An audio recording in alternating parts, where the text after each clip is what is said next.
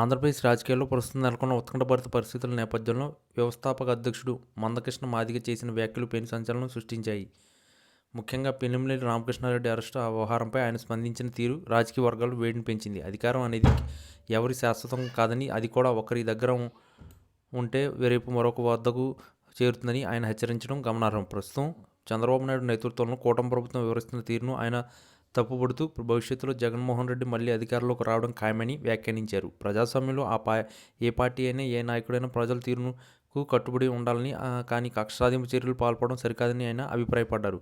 పిల్లెంలేని ఘటనను కేవలం ఒక వ్యక్తిగత అంశంగా చూడకూడదని, దీనికి వెనుక రాజకీయ ప్రేరేపిత కోణాలు ఉన్నాయని మందకృష్ణ మాదిగ విమర్శించారు. ఒక ప్రజాప్రతినిధి వేధించడం ద్వారా ప్రత్యర్థి పార్టీని అణచివేయాలని చూడడం సరైన పద్ధతి కాదని ఆయన పేర్కొన్నారు.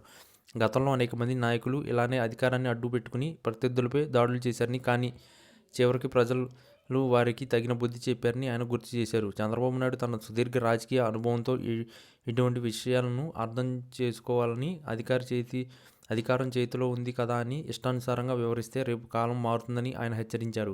రాజకీయాల్లో ఎత్తుపల్లాలు సహజమని, ఒకసారి ఓడిపోయినంత మాత్రాన ఒక నాయకుడు పని అయిపోయినట్లు కాదని, జగన్మోహన్ రెడ్డికి ఉన్న ప్రజాదరణ తక్కువ అంచనా వేయకూడదని ఆయన స్పష్టం చేశారు.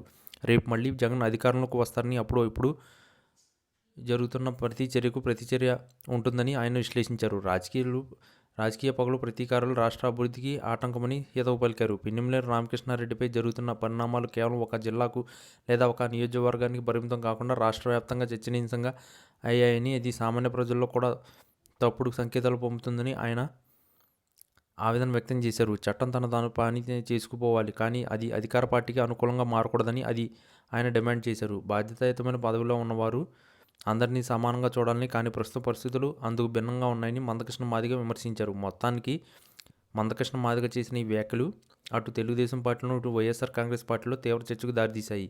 ఆయన నేరుగా చంద్రబాబు నాయుడిని ఉద్దేశించి చేసిన హెచ్చరికలు రాజకీయ సమీకరణలు మారుస్తాయా అన్నది వేచి చూడాలి. అధికారం శాశ్వతం కాదన్న సత్వాన్ని ప్రతి నాయకుడు గుర్తుంచుకోవాలని ఆయన చేసిన సూచన ఆలోచింపదగింది.